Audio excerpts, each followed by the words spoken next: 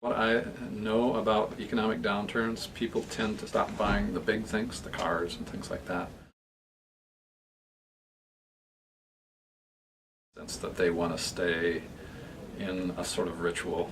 And so coffee is one of the great rituals that we have in this town.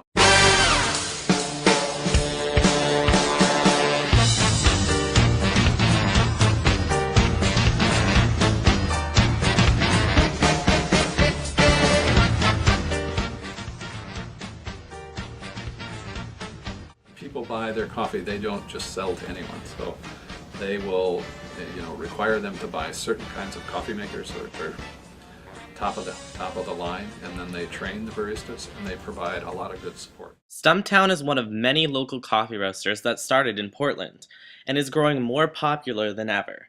But just how did customers discover this tiny little business and help it grow into what it is today? A friend of mine turned me on to Stumptown Coffee when we were camping, and so then when I came to Portland shortly after that, probably, so I'd say about 5 years. Why is Portland becoming the epitome of artisan coffee roasters?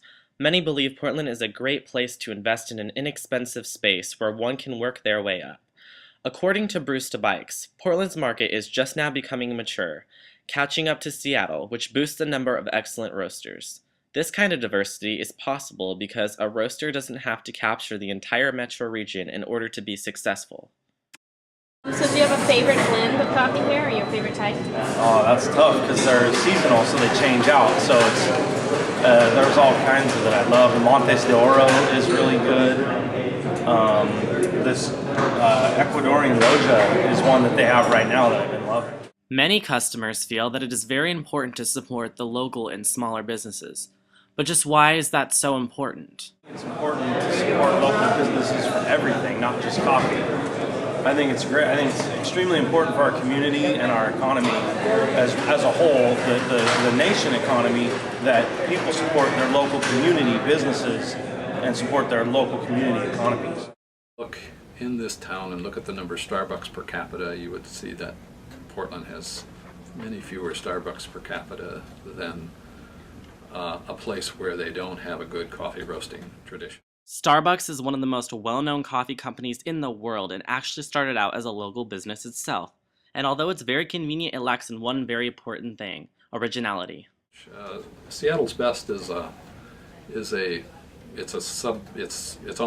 Starbucks, and if you look at how they're doing their marketing now, they don't even name the coffees. They're trying this little thing where you have 1, 2, 3, 4, 5. I mean, that's just like mainstream marketing stuff. And from my point of view, they're undermining the whole coffee culture. And although it's going to work here because their location is just like so good, you couldn't have a better location. It's going to work, but I think for those people that are more connected to the coffee culture and not just stopping in for a cup of coffee during the day that they're a student, it's not gonna, that kind of thing won't work so well. From Starbucks and Seattle's Best to smaller corporations such as Stumptown, many customers like to go there, not only to just pick up their cup of coffee. Many find it a relaxing and comfortable setting for work.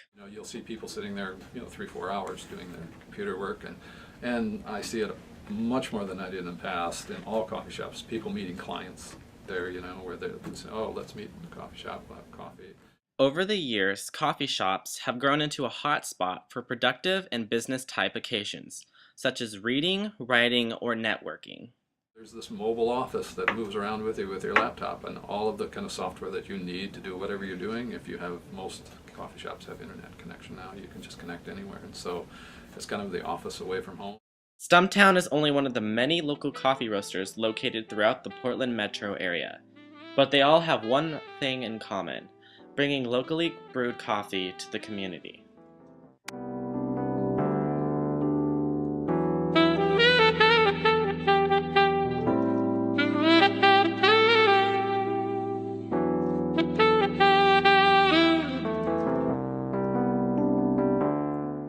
Always starts pretty much the same way. You have a few people who do it for themselves. So like you look at the brew culture we have here, and that was home brewers, basically. People who saw in another region, and they may have come up from California, but there was this like home brewing culture there. And so they started that up here. And if most of those people who started with this home brewing thing They had their little network of people, and they got together and they talked about what they were doing, and then pretty soon they were developing something for sale. And 20 years later, Whitmere is a regional brewer. It's big, And so then we asked the question, are they too big? Local coffee roasters not only want to bring their coffee to the community, they want the customer to have a unique and enjoyable experience every time they come in, one that they can enjoy alone or with others. And that is what Artisan is all about. Part of this Artisan thing is this notion that there's a performance of it, So if you're making some DIY kind of craft, there's a performance of it. You want to be somewhere where people can try it on, they can see what it looks like, they can experience it, and they can experience being with other people who are experiencing their thing, and they can, well, you know how it is when you buy clothes. It's kind of like, it's a performance. You go out and do it, and it's entertainment in the sense that, you want to see how people feel about what you're doing, and it's not just buying a piece of clothing, it's really experiencing that process of buying it. And so that fits very well in Portland's kind of, I think we have much of a very performance type culture here.